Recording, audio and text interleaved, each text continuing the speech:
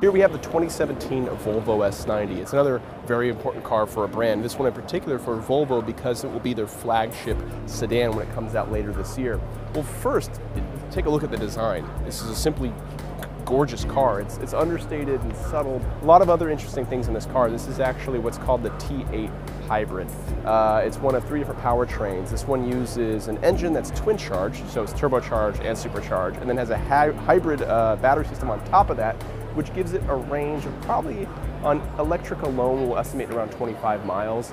And then you have, good fuel economy after that. I don't have the numbers in front of me. They may not even be released yet. There's also a twin-charged 2-liter gasoline engine like you get in the Volvo S90. That'll do about 316 horsepower. So this T8 we didn't mention does about 400 horsepower net, the whole hybrid system included. And there's also a turbocharged 4-cylinder 2-liter as well. That'll do about 250 horsepower. So that's 3 4-cylinder engines with increasingly complex levels of induction and hybridification, if you will, on top of one another.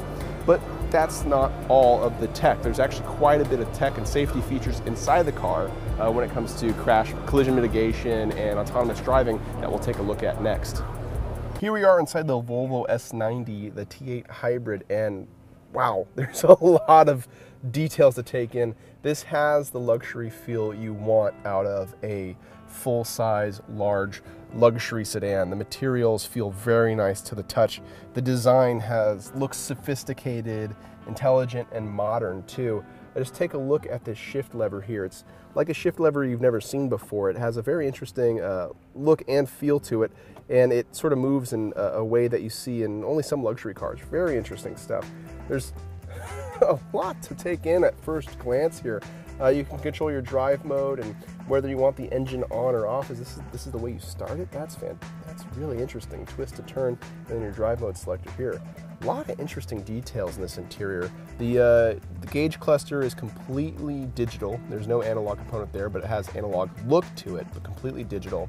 And then here's your center screen, which we've covered a couple times. This is a similar infotainment system to what you've seen in the XC90, which isn't too surprising considering these cars share a lot of similar components. I haven't played a lot with this. I'm really eager to play with it more because it seems to work with the sort of fluidity you would expect from your modern smartphone and connected devices.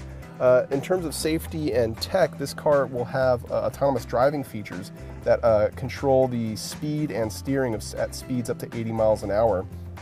Whereas autonomous driving, that's the autonomous driving. Safety features, standard city safety, which is Volvo's safety tech, does collision warning and mitigation at low speeds, which is really trick stuff, really clever stuff. And these materials, I can't stress, are just gorgeous looking. And I like how you can see the speakers through that metal sheen there. It's gorgeous. So we take a look at power ports, one USB port here, one 12-volt power port there. There's actually not a whole lot of cargo or storage space right there, which is pretty surprising. All those little cubby for your smartphone, which helps, and 2 cup holders as well.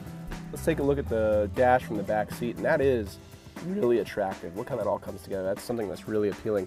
Back here, one power port, and not a flat bottom in the back, but that's fine too, because the space in the rear seat seems pretty comfortable. My head has plenty of clearance from touching the roof, and so do my knees to the seat in front of me.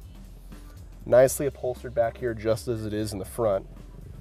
And Volvo, from first glance, has made this car quite appealing, I must say. To find out more about the Volvo S90 and its competitors from BMW, Audi, and Mercedes, and so on, be sure to visit Edmunds.com.